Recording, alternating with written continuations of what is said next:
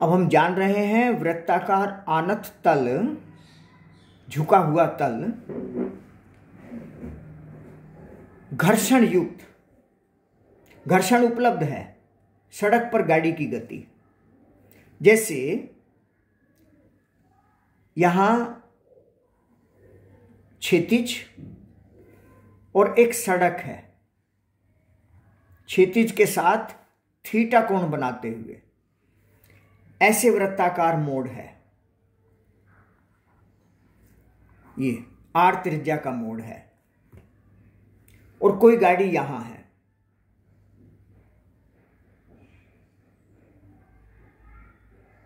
ये गाड़ी है, ये इसका द्रव्यमान केंद्र कहिए, गुरुत्व केंद्र कहिए, भार नीचे की ओर m/g। ये टायर पहिए सड़क को ऐसे दबाएंगे, सड़क प्रतिक्रिया बल इस पर ऊपर, दोनों का परिणामी ऐसे प्रतिक्रिया बल R हो गया।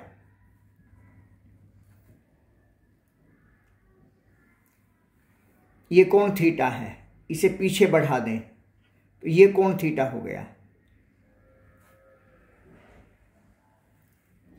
यहां से इसको सीधे ऊपर डॉटेड लाइन मिला दें, ये कोण थीटा, दोनों सीधी रेखाएं हैं, ये कोण भी थीटा हो गया।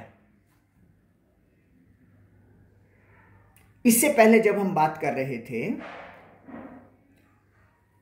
घर्षण रहित, सड़क में घर्षण नहीं था, तो तब क्या स्थिति थी कि R का थीटा वाली दिशा का घटक ऊपर की ओर R cos थीटा और इसके लंबवत इस दिशा में, क्षैतिज दिशा में R sin थीटा। जब घर्षण नहीं था, उपलब्ध नहीं था, तो हमने क्या कहा, R cos थीटा ऊपर, mg नीचे कैंसिल हो गए, केवल R sin थीटा बच गया। और इस R sin थीटा से ही केंद्र की ओर अभिकेंद्र बल मिलेगा। अभिकेंद्र बल, क्योंकि वृत्ताकार मार्ग पर चलने के लिए अभिकेंद्र बल चाहिए। अभिकेंद्र बल के अभाव में कोई भी वस्तु वृत्ताकार मार्ग में गति नहीं कर सकती है। अब यहां घर्षण भी उपलब्ध है, घर्षण युक्त है। घर्षण बल किधर लगेगा, गाड़ी आनत तल पर है और ऐसे जा रही है, वी चाल से जा रही है। तो वी चाल से जा रही है, इसका मतलब बाहर की ओर, क्योंकि किसी रस्सी से नहीं बंधी है, केंद्र की ओर, तो अपकेंद्र बल का अनुभव करेगी। अपकेंद्र बल मतलब ऐसा बल जो इसको बाहर की ओर को ले जाएगा, बाहर की ओर को ले जाएगा। टायर सड़क पर बाहर की ओर को ऐसे बल लगाएंगे, उसके फलस्वरूप घर्षण बल सड़क और टायर इनके समांतर, सतह के समानांतर ऐसे घर्षण बल लगेगा, F। तो देखिए घर्षण बल ऐसे लगेगा, क्योंकि जैसे गाड़ी को हम चलाएंगे, अगर तेज गाड़ी चलाएंगे तो क्या होगा, ये बाहर की ओर अपकेंद्र बल का अनुभव करेगी। अगर अभिकेंद्र बल नहीं दिया गया है तो अपकेंद्र बल का अनुभव होगा ही, जो कि मोड़ के केंद्र से बाहर की ओर को होता है।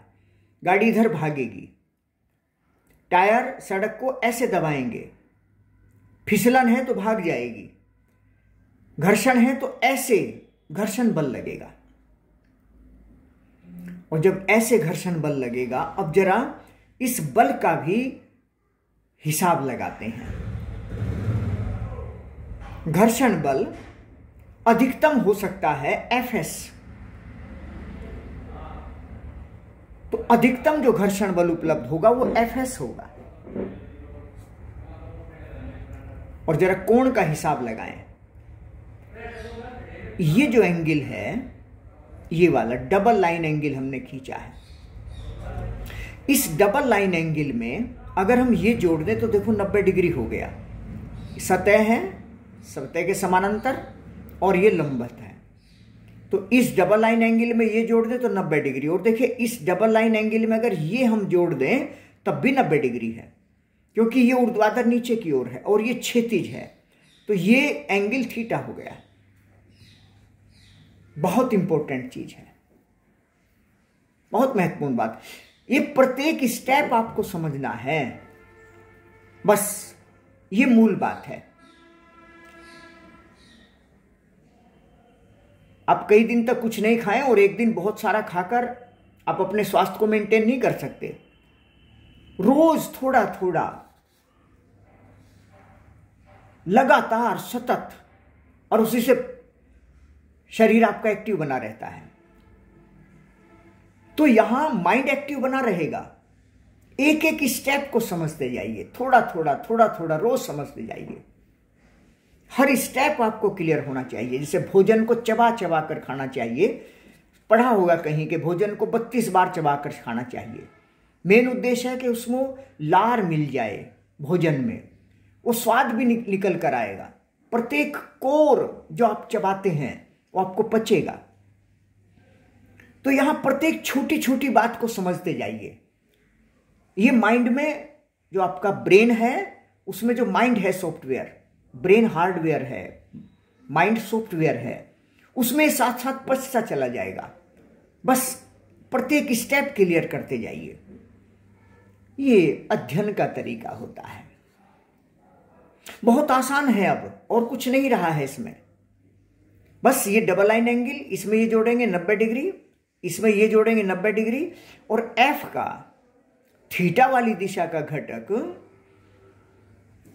एफ कॉस थीटा, और इसके लंबवत मतलब नीचे की ओर वाला घटक एफ साइन थीटा। बस बात हो गई पूरी।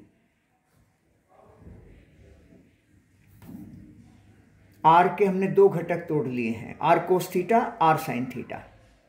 अब ये नहीं रहा है। एम जी नीचे की ओर है, F sine theta, F S sine theta, F S cos theta. M G नीचे की ओर है, एफ एस साइन थीटा नीचे की ओर है, ऊपर आर है। इस दिशा में कोई गति नहीं है। इसका मतलब इक्वेशन हो गई आर कॉस थीटा बराबर F S sine theta plus M into G, या यूं कहिए कि R sine theta minus F S sine theta बराबर एम इंटू जी। एक लाइन ये हो गई। और इस दिशा में देखिए, इधर आर साइन थीटा है, ओ इधर आर कोस थीटा है, ऊपर कोस लिखा है ना, ये आर कोस थीटा ये इसको इधर ले आए, माइनस का हो गया। और अभी इधर देखिए, R sine theta F S cos theta इस डायरेक्शन में हो गया। इस डायरेक्शन में हमें अभिकेंद्र बल मिलना है। तो R sine theta plus F S cos theta बराबर एम वी स्क्वायर बटे आर, और ये मैक्सिमम होगा, मैक्सिमम वाला। एक लाइन ये हो गई, एक लाइन ये हो गई, ये इसकी गति के लिए इक्वेशन हो गई। बस अब क्या पूछा जाता है, कैसे पूछा जाता है, कुछ भी पूछा जा सकता है।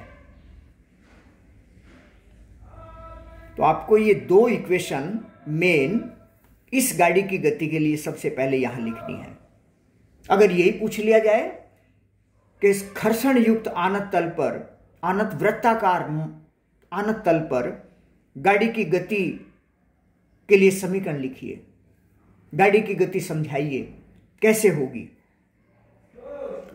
घर्षण युक्त वृत्ताकार आनत तल पर गाड़ी की गति को अभिकेंद्र बल कहां से प्रदान होगा? तो घर्षण बल से भी होगा और प्रतिक्रिया बल से भी होगा। अगर घर्षण बल उपलब्ध नहीं है, मतलब ये नहीं है और ये नहीं है, अगर ये नहीं है तो mg आर कोस थीटा हो गया, एम बी स्क्वायर बटे आर साइन थीटा हो गया। वो पहले वाली बात आ गई, R cos theta M G के बराबर, R sine theta M B square बटे आर के बराबर। तो अगर घर्षण रहित है तो एफ एस ये 0 हो जाएगा, और घर्षण है तो ये भी रहेंगे। प्रत्येक स्टेप को क्लियर करते जाइए, अच्छी तरह से इसे तैयार करें। न्यूमेरिकल क्वेश्चन किसी भी रूप में आ सकता है।